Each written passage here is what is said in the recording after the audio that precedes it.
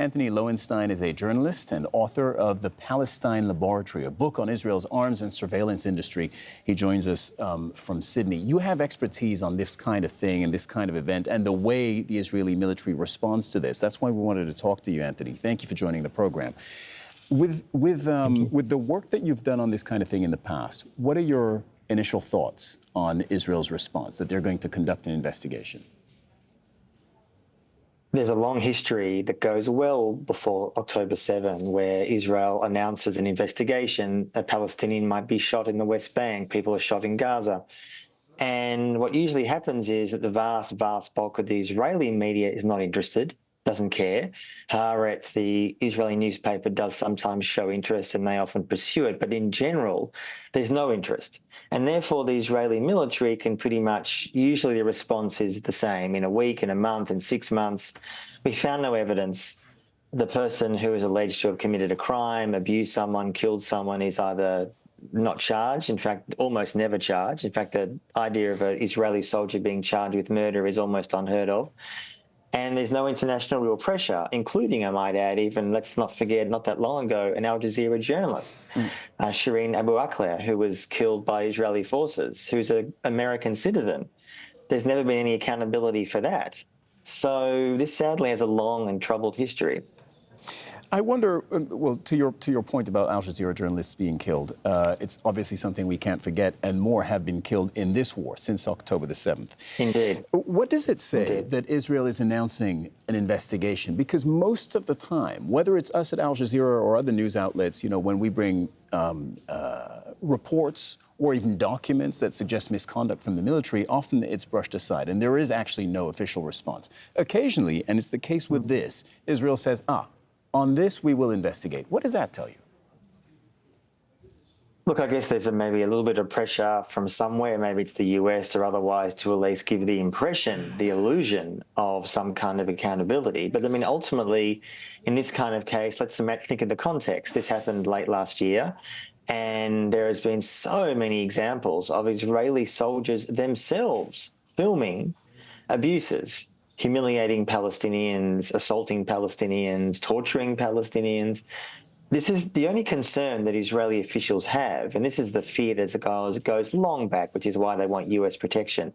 They're petrified of being hauled before the International Criminal Court for something, for a war crime, for an attack, for a killing, whatever it may be. And the illusion that Israel wants to maintain is, because the ICC can't technically investigate, if there's a sense that the Israeli justice system will do that. They will investigate. And in fact, history shows that's not the case, but it's the illusion that they do. So maybe in this case, they're conscious of the fact there's a lot of international attention on these cases. And the video is pretty damning, to put it mildly. So perhaps they want to give the illusion to some foreign powers that they're doing something, but I'm not that optimistic it's going to lead to much at all. But there could be, and you just raised this point. What changes when there's a video, when there's an actual document, is that it could end up constituting proof, couldn't it? And therefore having severe legal implications.